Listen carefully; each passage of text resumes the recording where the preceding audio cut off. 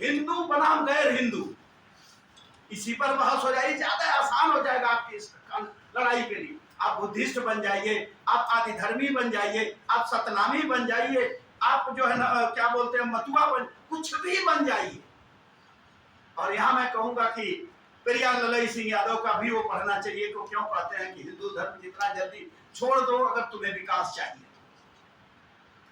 मैं प्रोवोक नहीं कर रहा, हम इतने शूरवीर थे कि कोई सारे युद्ध हम जीते हैं 1947 के बाद, उससे पहले हम कोई युद्ध नहीं जीते।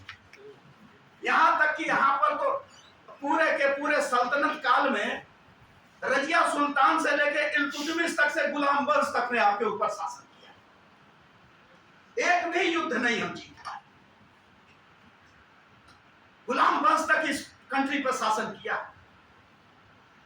और अगर किसी ने प्रोटेक्ट किया इस देश को तो केवल जिसको आप आज बहुजन कहिए, मैं मूल निवासी कहता हूं, चाहे एससी कहिए, एसटी कहिए, ओबीसी कहिए, देश के साथ कभी उन्होंने तो समझौता नहीं, लेकिन इन लोगों ने वहां पर भी समझौता। और सर बहस तो बड़ी अच्छी है, 2 दिन पहले मैं खत्म कर दिया लोकसभा और सभा को कि जो है काफी कुछ हो गया है। कुछ चीजें होती हैं जो स्टेट सूची में होता है, कुछ सेंट्रल लिस्ट होती है। और संघर्ष मैं कहता हूं, ये जो अभी रिसेंट जजमेंट आया है, मैं इसमें एक अपर चैलेंज के साथ साथ इसमें एक अपॉर्चुनिटी भी देख रहा हूं, अवसर भी है, चुनौतियां भी। अवसर ये है कि जब मंडल कमीशन 92 में उससे पहले लागू हुआ तो इंदिरा साहनी एंड अन्य बनाम यूनियन ऑफ इंडिया, कहीं से तो सर पूछिए उन न्यायाधीशों से कि भाई 52% आबादी में 27 का मतलब आया कहां से? 27 वाला, अभी तो 25 और चाहिए रिजर्व। सर ये मतलब नहीं सरकारी नौकरी है या नहीं, ये मैटर नहीं कर। उसके बाद आएगा कि अब प्राइवेट में भी चाहिए। तो 25 का संघर्ष आपको शुरू करना, आपको सर बोलना, आपको मांगना कि अभी तो हमारा वो हुआ। अब मैं इसके लॉजिक उस पे आ रहा हूं, 27 मिला, उन्होंने भी 9 जजों ने अपना फैसला दे दिया, ठीक है जो ही मिल जाए वही ले लेते। ऐसे नहीं चलता, हमारा जितना है हमको उतना ही चाहिए। 52 अगर मंडल कमीशन में कहे गए तो 52 कहिए। अगर अब हम कह रहे हैं ओबीसी चला, निश्चित तौर से कंधा मिला करके आपके साथ एससी और एसटी और मुसलमान तो चलेगा ही चलेगा, इसमें कहीं कोई रोक नहीं सकता।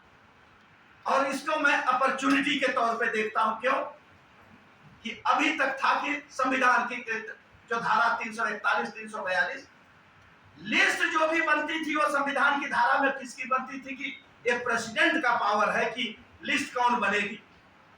तो अब जो जुडिशियल जो एक्सप्लेनेशन होता है, पार्लियामेंट के एक्ट जो बनता उसका एक्सप्लेनेशन की ड्यूटी है, एक्सप्लेन करने की ड्यूटी है वो अदालतों। लेकिन आज अदालतें क्या बन गई, वही कानून भी बना रही है, वही उसकी व्याख्या भी करें। तो व्याख्या का अधिकार उनको होना चाहिए। कानून बनाना लोकसभा का काम है, वो संसद का काम है, आपका काम नहीं है मिस्टर गवई जी। और हम लोग जानते हैं पूरा, कम से कम हमारे सामने आपके बाप भी रहे, सांसद रहे, गवर्नर रहे, वो भी हम जानते हैं। हम ऐसा नहीं कि इतना हम बोलते हैं तो कम से कम उतना ढूंढ लेते हैं कि हम उतना हम बोलने लायक हो कि कल हमको अगर कहीं कहे तो हम दावे के साथ कहें जो मैंने कहा है वो आज भी मैं अपने आप अभी। सर 76 मंत्रालय, 76 मंत्रालय में एक ग्रुप का जरा देख लिए सर, आरटीआई से मांगी इंफॉर्मेशन बता रहा हूं। 39 मंत्रालय है जिसमें ए ग्रुप ए में जो है ओबीसी, एससी, एसटी का कोई है ही नहीं। राष्ट्रपति सचिवालय में कोई है नहीं, प्राइम मिनिस्टर सचिवालय में कोई है नहीं, वाइस प्रेसिडेंट सचिवालय में कोई है नहीं एससी, एसटी, ओबीसी। आया कहते बड़ा क्रीम जम गया है, काफी क्रीम हो गया, निकाल लो ना। तो क्रीम की छटाई अब मैं कह रहा हूं सर, ये मैं आप दोनों लोगों के, मेरे माननीय सांसद महोदय से मैं उम्मीद करता हूं कि एक बार आप लोग कह दीजिए अपने से। मैं चाहता हूं सर कि लोकसभा में, मैं मानता हो सकता मैं गलत, अगर मैं कहता हूं पब्लिक स्टेटमेंट है कि अगर इस देश में कोई हिंदू है तो कोई ब्राह्मण बनिया ठाकुर, तीसरा कोई हिंदू नहीं, मानिए मत मानिए आपके ऊपर।